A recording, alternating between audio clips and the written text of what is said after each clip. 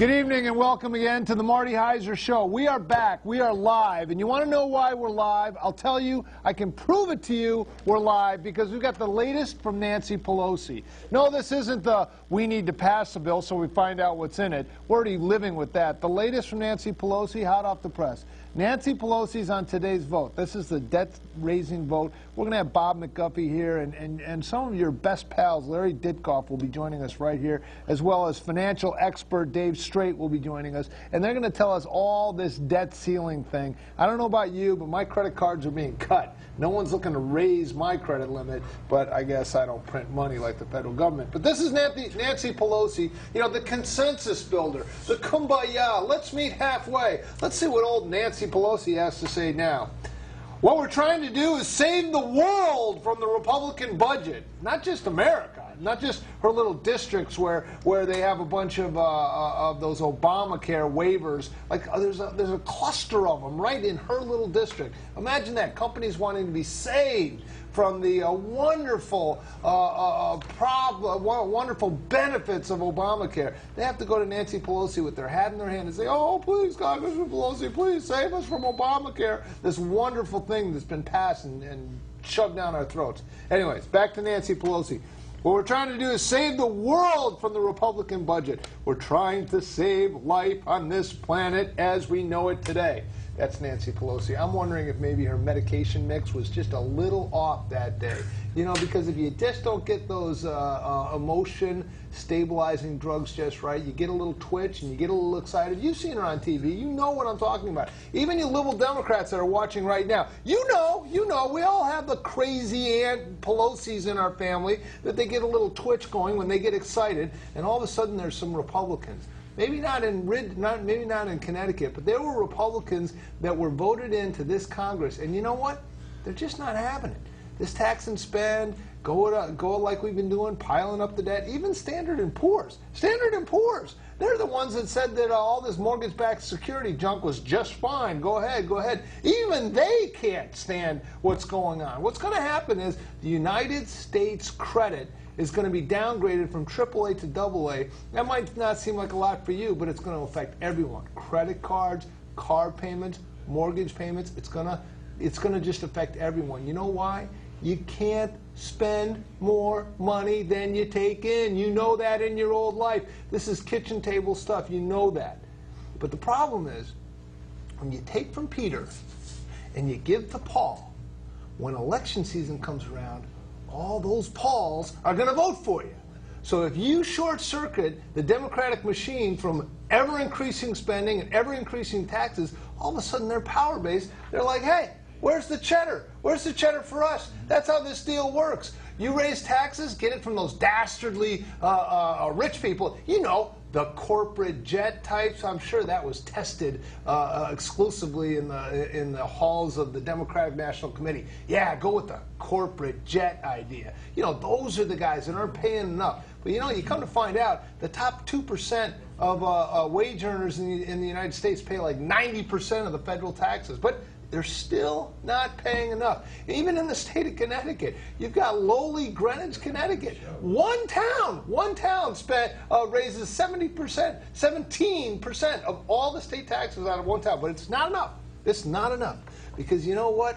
The Democrats say the only way to lift up the wage earner is to tear down the wage payer. But that's not what the Republican Party says. The Republican Party says we need to bake a bigger pie. The Republican Party says that Tax Freedom Day in Connecticut is April 29th. That means you have to get up every day. Those of you who have a job, and by the way, with 9 point whatever it is unemployment and rising, something like 20% of males right now in the country are without a job. But for those of you that do have a job, you have to get up every day and work from January 1 all the way, work January, February, March, and all the way to April 29th. All that work, all that blood, sweat, and tears goes just to pay your local, state, and federal taxes. But you know what? If you're to listen to our beloved president, it's still not enough. It's still not enough. We need to raise taxes even more. We need to spend even more. Even Standard & Poor's is finally saying, you know what, enough is enough. Again, Nancy Pelosi's thought on all this, it's quite apocryphal. Look it up. good test score vocabulary. What we're trying to do is save the world from the Republican budget.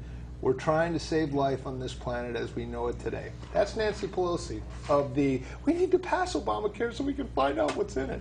She honestly said that. YouTube it. You can see it. She said that. Okay, now, that's my rant. I've got a lot of things on my mind. And this show is going to be probably the greatest show ever in the history of the Marty Heiser Show, which hasn't been that long, and frankly, that's a pretty low bar to jump over. Although those seals were good, wasn't it? When we busted one in Obama's head and had the seals on, they were the seals that were there. Matter of fact, these seals are a bit past their prime, except for Joe, who was an up-and-coming seal. But anyways, first name only with that guy. But this could be one of the greatest shows because we have some very interesting people on the show, and you don't have to listen to me rant the whole time.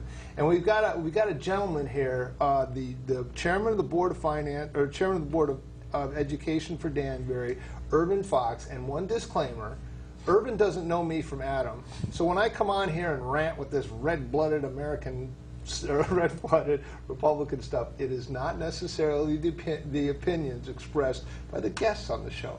He's an innocent bystander. That's Al Robinson in the back saying, thank God. More on Al later, because Al has some thoughts for you.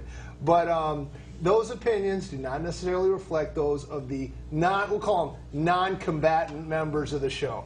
They're just guests. They just have some issues with school board budgets and class sizes increasing or going down, and a little issues with the principal and stuff like that. So he's a non-combatant and doesn't necessarily agree with the opinions expressed, although he probably should, and in his heart of hearts he probably does. But you got to keep up appearances when you're an elected official, especially in Danbury, because there's people like Al Robinson out there with the Hat City blog, and if you get on the wrong side of him, all of a sudden you have these huge headshots on his blog. Just ask our beloved Mayor Boughton about that. But enough about that. That's all by way of introduction, and I just want to thank you, Irvin Fox, very much for joining us. Sorry if I took up all the oxygen in the room. I spend a lot of time alone in my car, and this is kind of an opportunity for me to vent. So thank you for that. Thank you very much, and thank you for inviting me to the show. I really appreciate you coming in. Now, Irvin, I've done some research on you. I've looked into it, nothing bad, but you've had a bit of a stormy situation the last 2-3 years with the Danbury Board of Ed. Let me outline what I see happening, and you tell me where we're wrong. You had to fill a position as principal at Danbury High School. There was some issues because the candidate that you chose, Dr. Robert Rossi, came out of Arizona. Could be a little bit of sour grapes because you didn't pick a local guy. Be that as it may, there was something about a trip that went on. Some of the Board of Ed members went out to Arizona. That was looked at askance a bit by some. If you look it up, by some. This Dr. Robert Rossi comes out. He's the president or the principal of Danbury High School, and not 2-3 months ago, maybe 2 months ago or whatever, like the end of school, things got crazy. They ran a video, water balloons, little cups. Actually, I thought it was rather creative. You can't say that because you're on the Board of Ed, but I can. But they had little cups of water in the freshman dorm or freshman hallways and stuff. And so Robert Rossi has just recently resigned. And now here you are, chairman of the Board of Ed, overseeing all this, and what's your plan? Well, and did I get any of that wrong? I don't think you got any of that wrong at all. Okay. It's a very 30-second summary of what's transpired. One of many issues that we're facing this summer. Typically this summer the board doesn't meet at all, but we had a special meeting just last night because of the developments of the principal and other topics we might talk about. Okay.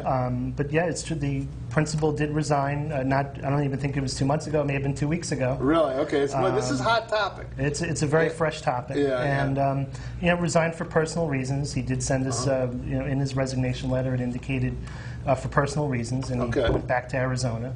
And that's disappointing for the board because the expectation when we hired him was that he would be there for a long term, for the longer term. Now, there's another show on Fox called The No Spin Zone, and I like that concept. And again, you're a volunteer on this board and stuff like that, but when a principal has his school kind of get out of hand, and then 2 weeks later he resigns for personal reasons. Do you think one had something to do with the other, or is that just speculation? I don't think that had anything to do frankly, with why he left the school. And I think perhaps that decision was made even before that even occurred. Yeah. Not that we knew that at all, but that's just my. Yeah, because I mean, in my reading, and I'm coming to this very late, it turns out, I mean, his family hadn't even moved out here. His family was still back in Arizona, so he was trying to work that aspect of it. Is that He had a accurate? house in Arizona, and it's very difficult when you're picking up from one place in the country and moving all the way to the other. Yeah. And those are questions we did ask at the time of the interview. Yeah. And the answers we were given, we felt pretty comfortable what we got. Yeah. So it is disappointing for us, given the progress that's been made over the past couple of years, to see that now having to turn over. Yeah. Now, one thing Mayor Bowden had mentioned is I looked at that there have been 6 principals in the last 9 years. That's kind of tough. Right, and If that's accurate. That is accurate, Okay. and it's very disturbing to the board for that to happen. I think we tried to allay the situation with the last hire, and that obviously didn't pan out. Yeah. And the discussion we had last night at our special board meeting really centered around, well, we need to go back to square one. Right. We need to uncover why this is happening. If it were 1 or 2 people turning over, you might attribute that to individuals. Yeah. When you have multiple people over a long period of time turning over, Yeah. we just want to make sure we understand what's happening in the school, the culture of the school, Yeah. all aspects of that. And so we did appoint an interim, or we didn't, the superintendent appointed an interim principal, Mr. Who? Gary Boccaccio, who's Okay. been an assistant there for quite a long time, Okay. to lead the high school for the next 2 years while we look at the culture, kind of start from scratch, and really set up the next principal for success. Okay, so you're buying yourself 2 years of time to go through this process. That's what it sounds like. Absolutely. Okay. I think if we were to rush through this, we may end up in the same position 1 or 2 years from now. And frankly, this community can't stand that any further. We need to take action. We need to get to the bottom of why this is happening, find the root causes of that, and then prepare the next principal for success. Listen, I just appreciate you coming in and willing to talk about this stuff because, I mean, you talk about it. This is a volunteer position. You're not getting paid anything, and there's been some rough sailing of late. But it sounds like you're committed to seeing this thing through and allowing yourself to buy some time. Al Robinson, the publisher of Hat City Blog, is calling in. Al, your thoughts? Yeah, Irving, how you doing? Hey, Al. Hey, look, coming from somebody who's been following the Board of Ed for quite some time, in fact, when I think about it, the Board of Education was one of the first things I covered when I started doing Hat City Blog. And I want to talk about something that was brought up at the meeting last night. So I'm going to run a little video clip of from the public participation portion of the meeting from an educator at the Danbury High School talking about the current situation at the school in regards to the tone that is at the school as well as the principal search. And I just want to get your opinion on what he said. So I'm going to run the video clip and you just sit back and check it out. You have to know about Al Robinson. He's got cameras everywhere. He edits stuff down, but this is some of his latest work.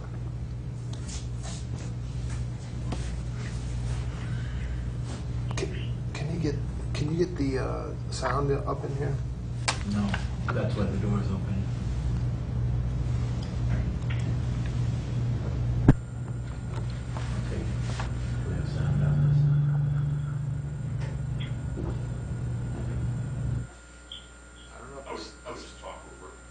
Well, here we have.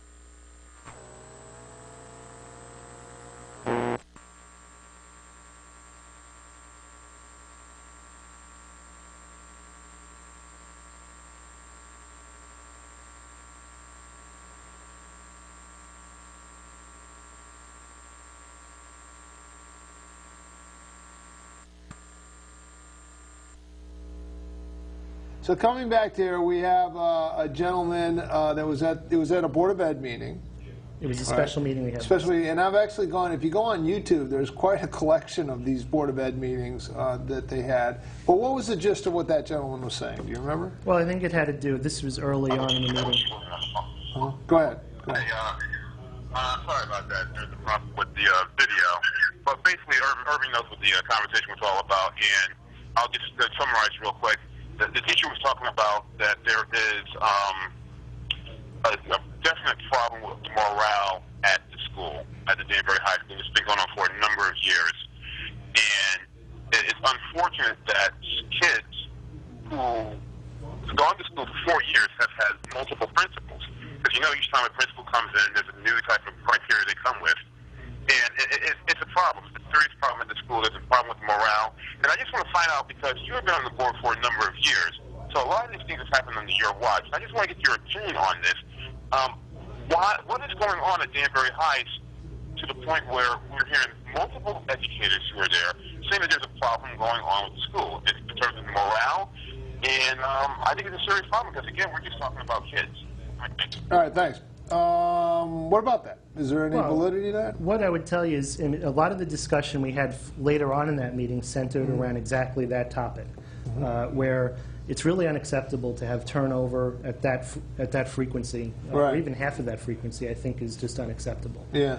And the discussion that we had further along in that meeting between the board and the superintendent was that we cannot go about the search for another principal until we get, or another permanent principal, until we get under the covers and say what exactly is going on in the climate that's causing morale to be this bad, that's causing the turnover that we've had. And without us understanding that, we just can't move forward. So, I mean, if there have been 6 principals in the last 9 years, is each story a different, autonomous story? I guess in the most recent one, Robert Rossi, for personal reasons, wanted to move back to Arizona, that kind of thing. Is it a hostile work environment that these principals come in and they have the best of intentions, but they find an administration entrenched that they're not willing to get things done, and that's why they move on? Or is it just kind of a string of bad luck? Well, this is why we really need to take the time and do a thorough investigation of that. I did appoint a committee last night that's going to meet very shortly, and that's going to get to the bottom of the issue during this current school year. Now, my oldest son is starting at the high school this fall. And so, I have even a personal stake in the game. Really, not just for my sake, but for all the parents out there and all the students and all the staff, the faculty, and the administrators. And it's a situation that really needs to not resolve itself because it hasn't, but the board needs to step in and drive this to a conclusion. Yeah, I mean, it seems like, the idea of morale, it's a somewhat nebulous topic. I mean, essentially, aren't teachers' salaries comparable town by town? Is it low pay? Is it hard work? Is it they feel like they're not being supported? Or is that what you're sort of looking into? Yeah, we really don't, we need to find out exactly. We can speculate as to what that might be, but that really wouldn't be doing that process justice. So, pay issue, I don't think that would be it. But there are all kinds of issues in the day-to-day running of a 3,000 student high school, and the number of staff members that we have, and the number of administrators that we have. It's like a small city unto itself, which has its own dynamic, which you really can't compare anywhere else.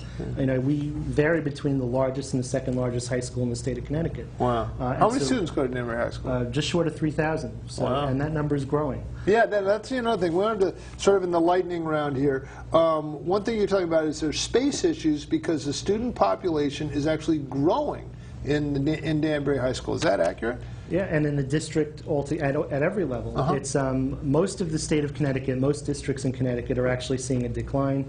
You see school closures, not for budgetary reasons, but for that's the issue in Ridgefield right now. Is once it gets down below 2,000 students, they're talking about needing to close the school. Yeah, we're actually on the rise. The population in Danbury is on the rise. The school population, consequently, is rising. And we're finding ourselves running short of space at every level. Elementary, our middle schools are basically overcrowded, and even at the high school, we need to find alternatives to space. Wow.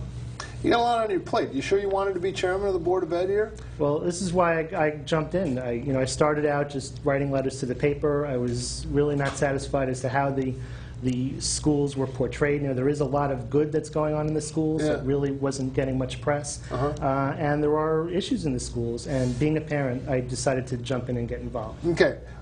Budget issues. This is, you said, second year in a row that there have been budget issues. There have been budget issues before. Is it a shrinking budget? What's going on with the budget? Well, not that the budget is shrinking, but you alluded to that in your opening rant, is that taxpayers at every level, whether it's it's city taxpayers, state of Connecticut taxpayers, federal taxpayers. Everyone's running out of money.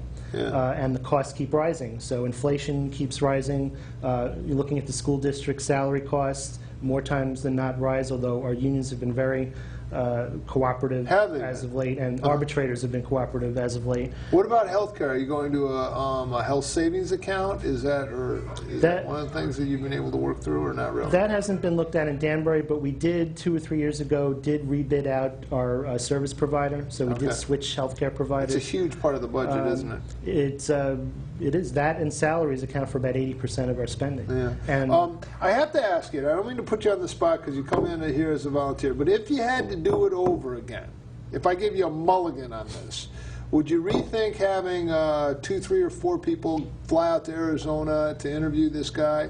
I mean, what are your thoughts on that? Because I saw in the some YouTube videos I watched, even Mayor Boughton looked a little askance at that during tough budgetary items. Do you think it didn't come off right, or what are your thoughts on that? Well, I would tell you now, I was one of the people who went there. Right. So, you know, and I did speak with Al earlier, and that I think that conversation is still on his blog. Okay. But what I would tell you is the decision that we were faced with at the time is we had a preliminary process. It weeded out most of the candidates. We were left with 2 candidates, of which they recommended not Dr. Rossi. And it was the final stage was either a site visit or it was paying a consultant to do a background check and a site visit on site. And the decision there was really easy for us at the time. We could have spent $10,000, $15,000 on a consultant to do a background check. Again, the given is that we're down to these 2 candidates. Or we go out for $2,000 or $3,000. And again, at a much lower cost to go and see for ourselves. Now, Al correctly points out school wasn't in session, but we actually spoke to 40 or 50 people, students, teachers, parents, board members out there, and to Dr. Rossi himself to get a complete picture of what we were seeing. And that visit, you know, I'm still comfortable with that visit because had we chosen the alternative, I think the outcome would have been much worse, even given the situation that we're in today. I still feel that was the correct decision. All right. Okay. Al, real quick, as we wrap up with Irvin Fox, Chairman of the Board of Ed for the town of Danbury. Yeah, look, I'm really sorry I couldn't be out there with the roundtable because, again, I've been following the Board of Ed matters for quite some time, as Irving and other people on the Board of Ed know. I have a lot of questions, but I'll just say that I'll only use one question because a lot of parents have come to me and said, you know, if Irving Fox is coming on your show, can you please ask him about this? Irving, you know very well that there is a program going on right now with parents. I think it's called Save Our Schools. It's about the freshman athletics program. Parents are going out trying to fundraise money to keep freshman athletics alive in the Danbury school system. And a lot of parents, you've heard several times at the Board of Ed meetings, requesting that the Board of Ed rethink about eliminating the funding for freshman athletics. Given that so many parents are working as hard as they can to reinstate that or give freshman athletics back, and considering that these kids who are being affected by this have had nothing to do with the economic downturn, they don't put a dime into, you know, the economy whatsoever. They're being, in my opinion, victimized here due to something that is outside their control. What are your opinions on this, and can the Board of Ed find any way to at least partially fund this program? Because you have, let's say, I don't know how big your budget is, but I think in terms of the city budget, I think you have in terms of the city-wide budget, I think you own about at least 50% of that budget. So we're talking, you know, peanuts in terms of a multi-million-dollar budget. So just give me your opinions on that, and thanks a lot for your time and coming on the show.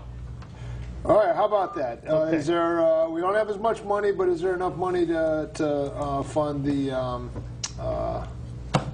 the freshman sports? Right, and this was a decision that was debated pretty heavily at towards the end of the spring, where we had an original set of cuts that we had a public hearing regarding the cuts. There were some adjustments made at the end, and freshman sports ended up, I think, being cut about $70,000. You know, that being said, like you said, we're sitting here trying to make really tough decisions on how to fund the schools, and that entails textbooks, it entails teacher cuts, increasing class sizes. The goal of the board was to minimize the impact and spread out the impact so that it's minimized to as few students as possible. You know, prior cuts that we've had over the past 2 or 3 years, we really hadn't touched athletics at all. Right. But these are the decisions that we have where we're balancing sports versus textbooks, which we funded basically at 20% of what the request was. Yeah. It's very difficult to balance that, you know, against athletics. Morale issues at the school. Any of these teachers leave that feel as if the morale isn't where it needs to be at the school, or somewhat? Have you noticed a big exodus of teachers, or not necessarily? Well, that's something we're going to look at over the next year. We did have a large number of retirements a couple of years ago as a result of the early retirement package that we offered. Right. But that's something we have a committee set up that will be looking at this very closely in the fall. Okay. If anyone wants to get in touch with you, they just go on Danbury Board of Ed, they Google that, and your email's there, and they can get in touch with you, or how would they get in touch with you? I left my email address. Personally, if anyone has any concerns about the district or the budget or anything regarding the district, it's foxirv@danbury.k12.ct.us. And the Hold on.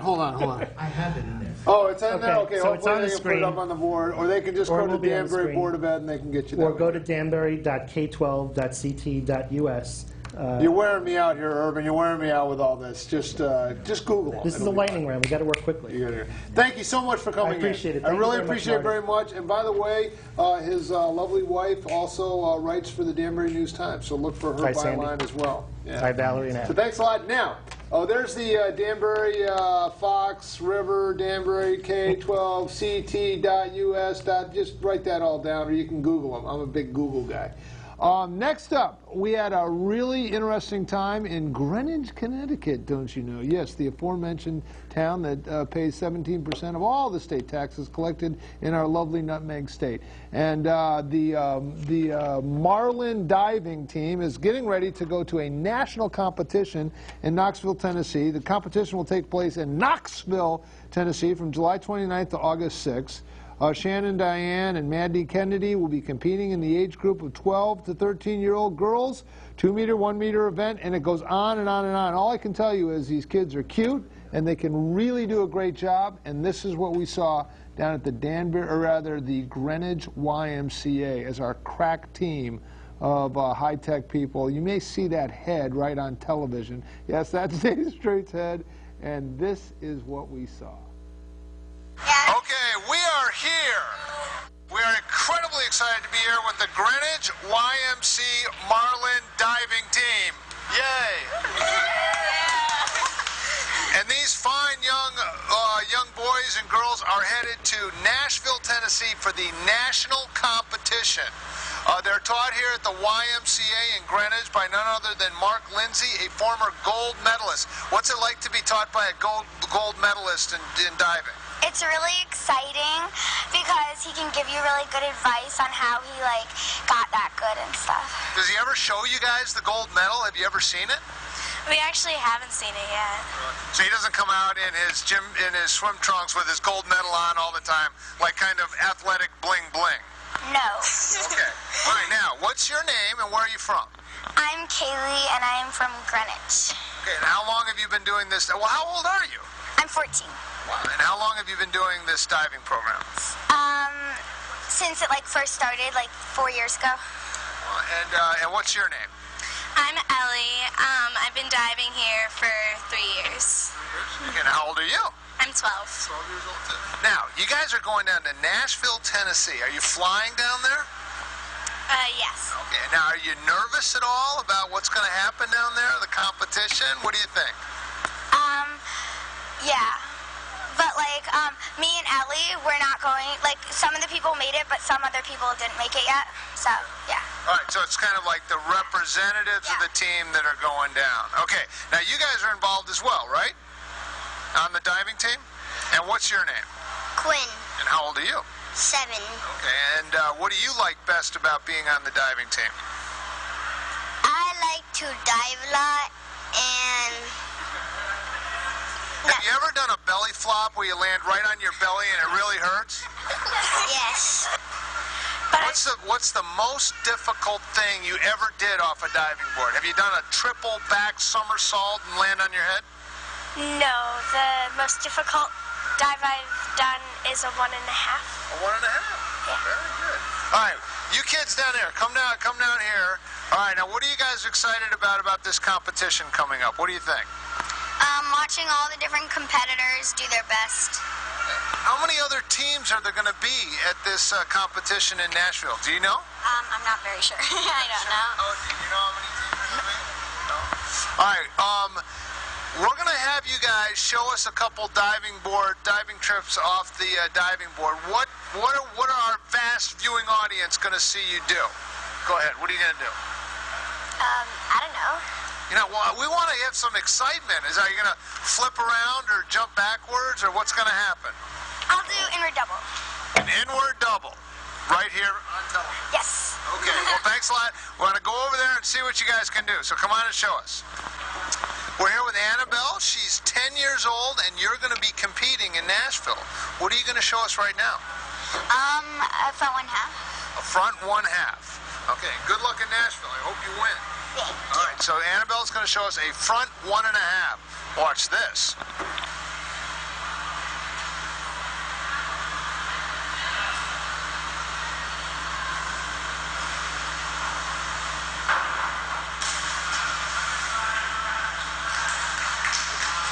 All right. Yep.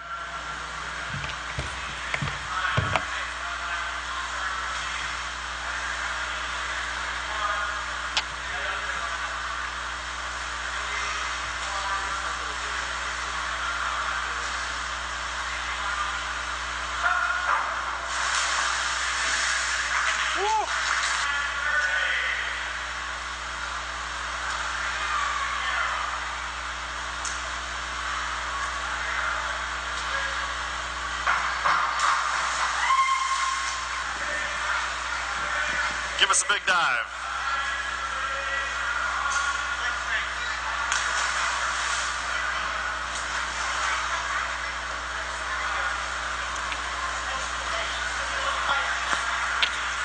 Go ahead.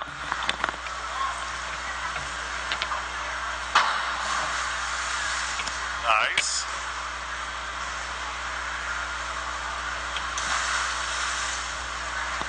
Go ahead.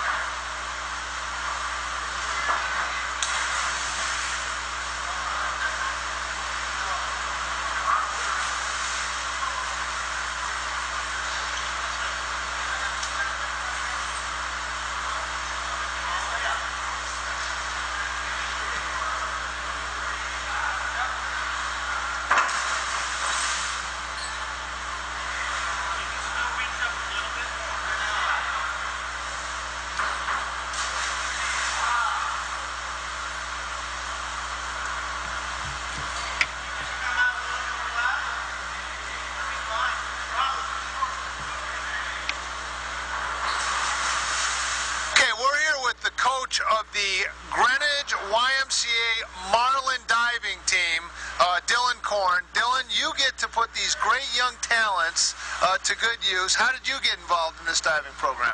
I started about 2 years ago. I was looking for a job, and a friend of mine actually was working here at the time. So I gave him a call and said, hey, are you looking for some help? And thankfully he was. So now listen, Dylan isn't listening, but how is he as a coach? Is he a nice guy? Yeah, he's a really nice guy. How would you describe his coaching? Is he a really stern taskmaster, do it again, or is he like just a fun guy? He's fun. Yeah, and I feel safe with him. Like when I'm trying a new dive, I feel very safe when he's calling me out. All right, now James, what's your last name? Hopper. Hopper, and now you're injured right now, but I understand in a minute you're going to show us how you jump on that contraption, right? Yes. Now, what I've been told is that you guys are really hoping to do very well in this national competition down in Nashville, Tennessee. Are you nervous at all? Yeah, I'm a little bit nervous because it's like the whole entire country, and like there's some really good girls. Now, are there going to be teams from Florida and California? Are they really known for diving? Yeah. And also the Texas team is really good too. Texas seems like they're always good at everything, but that's okay. You guys are going to represent Connecticut and Greenwich, and I'm sure you're going to do good. When you go up there to dive and you're nervous, do you try to think of like your room at home or somewhere safe, or what do you think about when you're getting ready to dive? I think about the dive that I'm about to do and how I should do it well. So you just focus on that. How about you? Do you have any tricks? Not really. I just, before I want to stay focused and make sure that I know, like, every single detail of how to make my dive more better. Well, wow. Dylan, you got a great job. I mean, these seem like some very focused, athletically talented young folks. So what do you like best about the job? Watching these guys compete. I mean, when you go to a meet with them and you see them up there on the diving board, calm and relaxed, and then they do their dive and they get great scores, that's just the best feeling in the world for me. Now, you have an Olympic gold and bronze medalist, Mark Lindsay, who's helping you coach. I mean, that's pretty impressive. That's like being a football coach with Steve Young or something like that. Does he really relate well to the kids and help?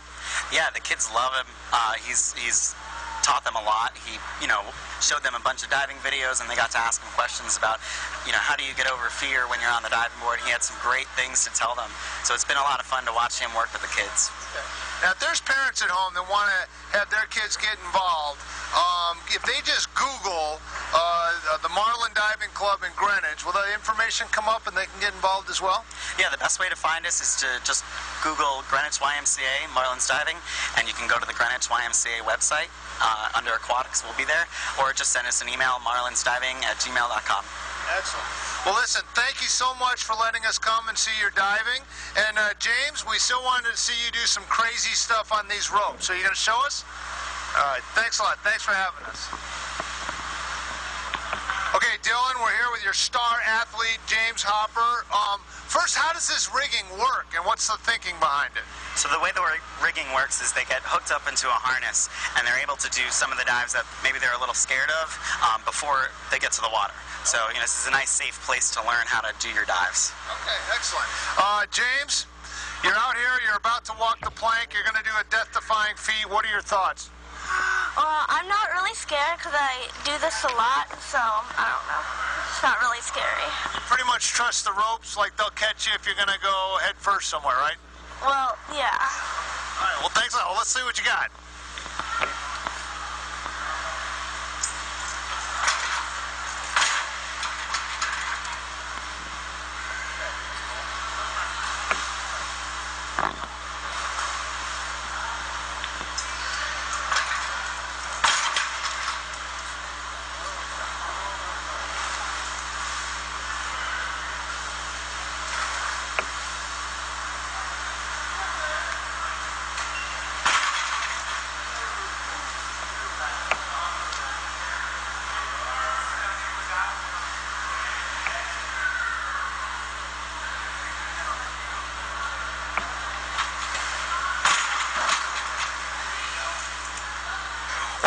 James Hopper, the star of the Marlin diving team. James, you spent a lot of time upside down on this rigging. Does it all pay off in competition?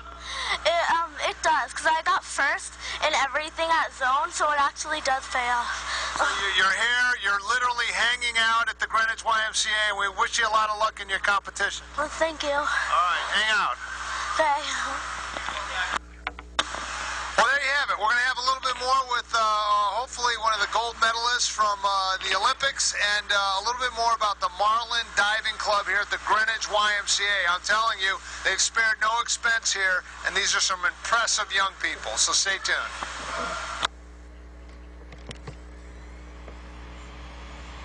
All right, our highly technical crack team. I mean, there are scores and scores of dollars spent on the technical prowess of the Marty Heiser show, and I think it all came to fruition right there. We have 17 minutes left. We have a debt crisis here in America, and thank heavens, right here in Fairfield County, we have Larry Ditkoff, who's like, I don't know, some sort of like trader, financial whiz. He's a savant. He's a bit of a savant. If you've never seen Rain Man, I could spill out paper clips right here. Ted Kaczynski. Big clue. Yeah, that's him. And oh yeah, we have Bob McGuffey. Bob McGuffey here. Now, these Tea Party people, they speak in code. So he's the co-founder of Right Principles. But I want to tell you, if you want to know what the right wing is thinking, both nationally and here in Connecticut, there's no one better than Bob McGuffey. And Bob, I want to start with you. I said we had 17 minutes to solve the debt ceiling crisis. You said you could do it in one. Ready? Go. All right, thanks for having me, Marty, and we could indeed. And for the last 6 months, the Democrats were on notice that the debt ceiling wouldn't be raised, and they should have been sitting down with the Republicans to solve it. And it'll probably take a little more time to do that. However, at the current time, there's a simple solution. It may not be easy, but it's simple. What they do is they should pull out of the drawer the 2006 budget. It happens to be $2.6 trillion in expenditures. That happens to exactly... Wait. The 2006. 2006 budget. It's 5 years ago. Pull it back out of the drawer. Its expenditures happen to match the current receipts of the United States government. Exactly. So you pull that out and you run on that. You push that through all of the departments. All right? Each of the departments will have to go through a downscaling like you would do in corporate America, and a downsizing and a right-sizing, whatever. Those managers have to earn their money now because they never worry about that. That leaves you, that's including defense, it leaves you with 3 items, big items: Social Security, Medicare, and Medicaid, right? Right. All right. Social Security, we know over the last 40 years they've stolen all the money out of that, but they did leave bonds in there, U.S. bonds. So Social Security is self-funding. Next 6 months, it can clearly fund itself and sell bonds.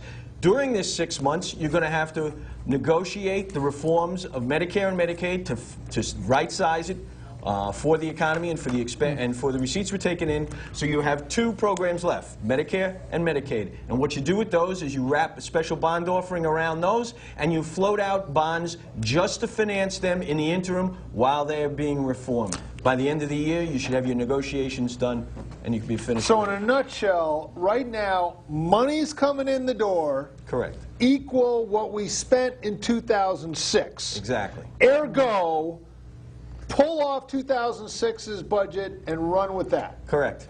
Larry, why is that a crazy idea and would bring, much like Nancy Pelosi has said, where's that quote from Nancy You Pelosi? like we got to vote on it to know what's in it? No, that we one? didn't mention that one, but Nancy Pelosi basically said something, Saving planet Earth. along the lines of the whole world's going to come to an end if the Republicans are in charge.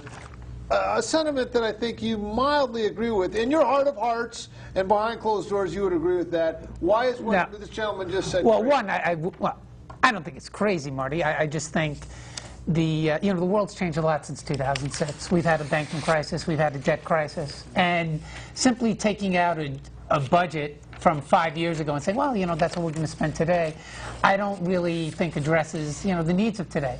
I mean, would it be fair to say? Would it be fair to say that if the government was spending what was in the budget for 1980, we should go back to 1980's budget? I don't think that's the way you should necessarily go forward. We have done a comparison on this with the Board of Ed in Ridgefield. Yeah. We did it based on pupils. Okay. And the student population went up, and then it came back down. Right. And you'd be surprised how much the administration and costs and everything, the amount of administrators, teachers, and everything have ballooned in that same period. And what you're talking about, the fiscal restraint that you get in the private marketplace, you certainly don't necessarily get in the public sector where everything gets bigger and bigger and bigger. Yeah, but in regards to school budget, there's only one function. That's the education of the youth. With the federal government, there's a whole array of projects and expenditures that have to be undertaken.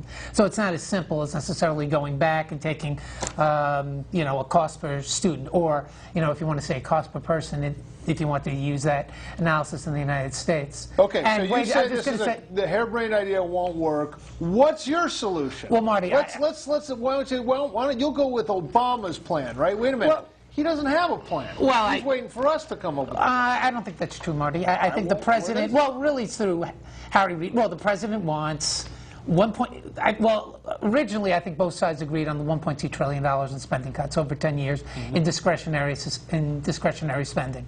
Then if you look at the difference between the Boehner plan, and I don't think it, at least when I came here, it hadn't gone to a vote yet. As we speak, it's probably being hashed out right now. Arms are being twisted in the I have no doubt. Suite as we speak. But Marty, nothing that they are considering is going to satisfy the bond agencies because it's not cutting the debt enough. Yeah. It's not cutting the deficit enough. Nothing they're considering is, it's a charade, and we're being taken to the cleaners. We are being fooled yet again by the ruling class in this country, by the political class. The time to stop that is now.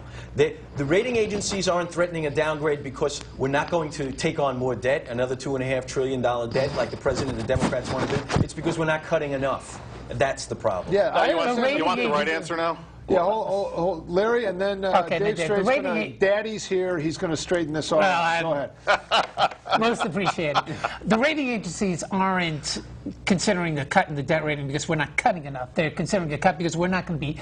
They're considering a downgrade in the debt level because we're not going to be paying expenditures that we owe. That's why. That's not true. That is true. That's not. They're worried about the bonds. They're only worried about the bonds, and you can pay the bonds 10 times over with the monthly cash flow. Yeah, the bonds are less than $300 billion Everybody a year. knows that, and the media is playing along with them. It's a big charade. It's a big charade. They keep calling it default.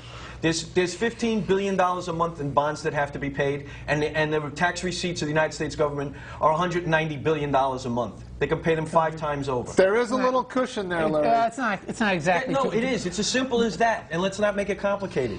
Let's not make it complicated. Dave Straight joins us. He has a blog, an email, Straight Talk, That's okay. financial expert. Here's the right answer. Right now, for every dollar we spend, we take in 60 cents in taxes. How long is that going to last? All of a sudden, everybody's talking we're going to cut $1.2 trillion. What? That's over 10 years. You need to cut that per year just to get close to balancing the budget. The only way you solve the situation is you start with a pie. You assign a percentage to every program you want to fund, and then whatever money comes in gets paid out, and you stay balanced. So you can't indefinitely continue to increase spending for every program unless you're taking in revenue. It doesn't work. I'm going to take a different take from all of you. They're all good ideas. It's okay to be wrong. I know. You know, I'm just saying we got to take the Ronald Reagan circa 1980 approach, and that is bake a bigger goddamn pie. That's what we need to do. We need to get this economy growing again. Once we do that, it'll float all boats. So how do you do that with the highest corporate tax rates in the world? How do you do that? I had dinner tonight with a guy from Canada, and he was scolding me because our corporate tax rates are 35%. People are fleeing to the tax haven of Canada. Can you believe it? That's because their corporate tax rates are lower than us, and their banks didn't get involved with all this mortgage-backed security. And it being married to a Canadian, it's mildly embarrassing to think that. And that's a wonderful Canadian at that. She's a wonderful Canadian. Why do you guys know so much about my wife? Anyway, right. Only what you tell me, Marty. There's anything wrong with that. No, it must be that. I lost my train of thought there for a second. No, but I think that's in the end what's going to happen. I think right now we have people are moving to Canada. People are moving to Canada. That's for sure. Their economy is growing. Their banks weren't involved in any of this mortgage-backed security nonsense. But what we have right now is we have a far left-wing administration. They are stifling businesses with overregulation. Did you hear what Steve Wynn said this week? What? Now, Steve Wynn has been a huge Obama supporter. Yeah. He's far left, liberal Democrat. And what he said was that the Obama has some weird, peculiar ideas on business and the economy, and nobody in their right mind is going to deploy capital in this environment with him at the helm. Yeah, I mean, Obamacare is an absolute wet blanket over hiring. That's why we haven't seen a smidgen of move after spending trillions of dollars in this stimulus spending on supposedly shovel-ready projects, which yeah. Well, Marty, a couple really things. Did you see the article I sent to you? Larry, I got to be honest with you. I rarely read stuff you send me. I'm just going to put that all on the table. But you keep sending it I know. because it's just the way. Yeah, I know, Marty. He's happy to be here tonight. Explain to naivete on many matters, Marty. Okay, Right. I thought I was one of the smartest guys in the room, Marty. You are, and But you just don't get it. He doesn't read it because he can't understand it. No. Essentially, what it was an article about Medicare spending. Oh, no, I did read that.